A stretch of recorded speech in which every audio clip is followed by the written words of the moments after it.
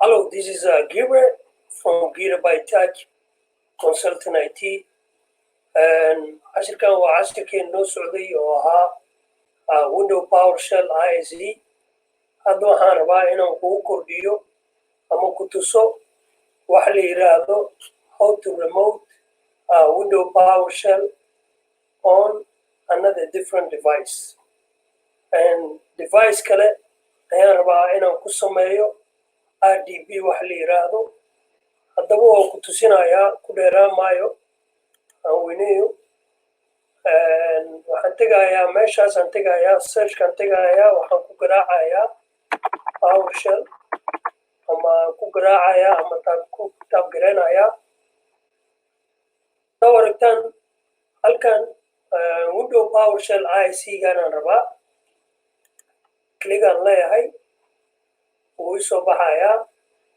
Halkaas ayaan rabaa in code loo isticmaalo Windows PowerShell aan rabo inaan ku tuso oo loo isticmaalo shortcut oo aad rabtid marka aad rabtid inaad ogaatid device-ka aad remote ku sameynaysid inuu on yahay ama off yahay. Marka haddaba maxaan garaacayaa halkaas waxaan garaacayaa pink kabacdi waxaan sii garaacayaa device-kaan rabo oo aan aqaano device-ka namekiisaa garaacaysaa. Markaan garaaco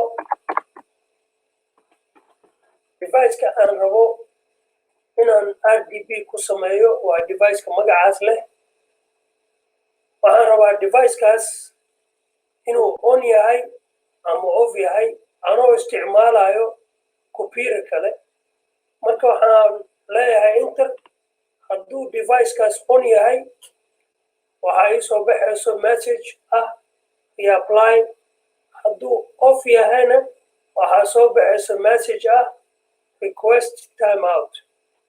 Request timeout waxay u taagan tahay waa xarfo la isticmaalo oo dadka IT-ga ay garanayaan oo device-kaas on ma aha. Haddaba interaan leeyahay haddaan ku tuso device-kan on ma aha. waxaa ku garan kartaa inuusan on ahayn message-kaasaa soo boodaayo. Message-kaas oo micnaheeda ay tahay device-kan off weeyaan. Marka device-kan off inuu yahay see ku garanayaa device-ku waa dansan yahay waa inaad device kale isticmaalaa. waa wax la yiraahdo RDB. marka RDB markaan isticmaalayo waxaan gelayaa computer kale waxaan leeyahay pink kabacdi waxaan gelinayaa device-ka aan u baahanahay. hadda device-kan kalaan garaacayaa waxaan ku tusinayaa halkaa marka hore aan kalin gareeyo waxaan ku taabgareynayaa CLS wuxuu igu celinayaa meesha aan ka bilaabay.